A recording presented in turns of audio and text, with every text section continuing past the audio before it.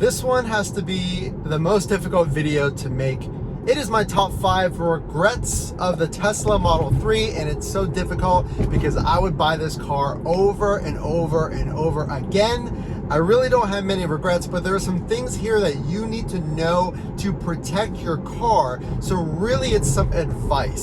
So let's get right into it. So I have some concrete numbers here, and my first regret is really not understanding exactly how much this car cost. And what I mean by that is I had a charging video on this channel and I pulled my electric bill, and from that I could see that my average monthly cost to charge my Model 3 Standard Range Plus is around $60. Now of course that's going to give or take how much you use your car, and for me it was $60, and I have the actual numbers. So I'll keep it real simple. If you have an ICE vehicle currently, you're probably going to fill up once a week at an average cost, let's just say $35. It's probably a lot higher, but let's say $35. That is $140 a month. So that's $80 more expensive filling up an ICE vehicle than what it takes me to charge my Model 3. It's gonna cost you a lot less money on maintenance, on gas, because now you're charging. So keep that in mind when you're speccing out your car, because if you add on things like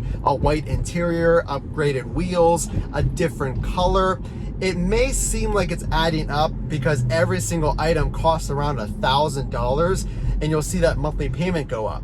But remember how much you're saving. It could be way more than what I saved on your monthly expenses. And I say this is a regret because I really did wish, and I talked about this in other videos, that maybe I chose a different color, maybe I chose the white interior. I have the white spec with the black seats, Standard Range Plus, and I absolutely love it. Honestly, I'd probably buy the exact same thing.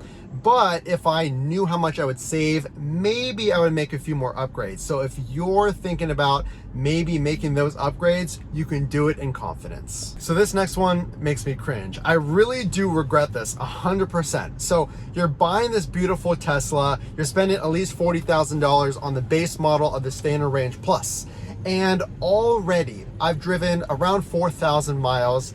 I already have some issues with my paint, and the issues are on my front bumper. And my suggestion to you is you want to get some type of protection film on at least your bumper, because check this out, I already have a small chip in my paint. So I really do regret not getting some type of PPF, which is paint protection film. Now I bought a ceramic coating from one of my favorite car accessories products. They're called Chemical Guys, and the ceramic coating works well.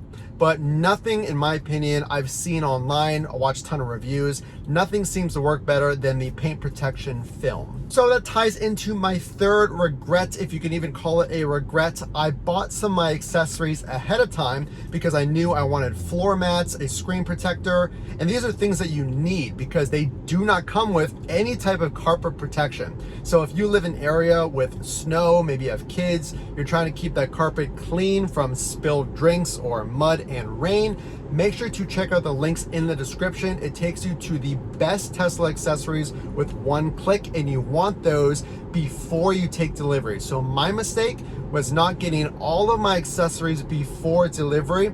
I ordered mud flaps, the Tesla mud flaps, and I had to wait maybe about 10 days for those to arrive.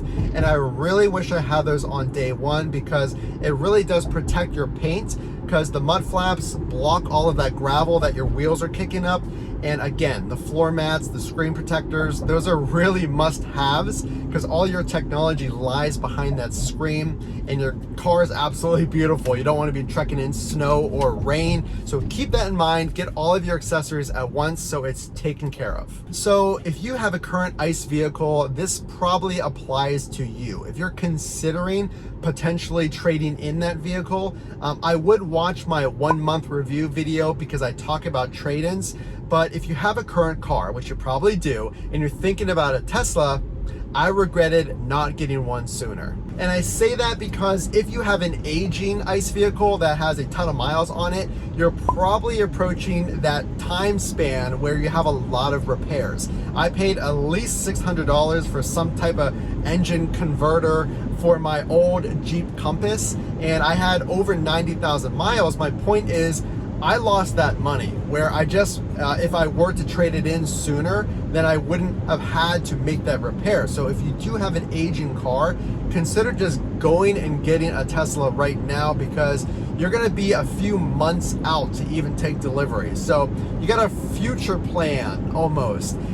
Do you expect current repairs down the road? And if you trade it in, you could potentially avoid those repairs. Speaking of repairs, one of my most painful mistakes, and please take this advice, maybe this is just me, I've heard other channels talk about the Model 3 having this problem, and I know it's probably a driver problem too, but the Tesla was wider than my Jeep Compass. And when you get behind the wheel of a new car, it's pretty common to make some driving mistakes, and this absolutely happened to my wheel and my rims. Specifically, my rims, I had a pretty bad case of curb rash, and that's when you pull too closely to the curb when you're parking, and I scraped my rims, and I am really upset about it. Now, if you look up close, it looks really bad, but from a distance, you really can't tell. But obviously, you don't want to damage your brand new car,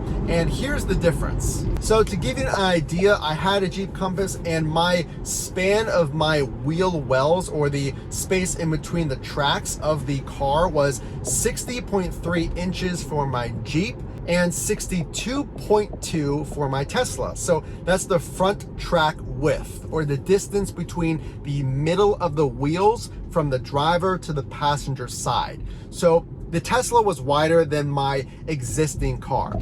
Long story short, you really want to be careful and really baby your car and take those parking spots a little wider than you typically would. That's a huge regret. Pay attention if you have a current car that is not as wide as the Tesla.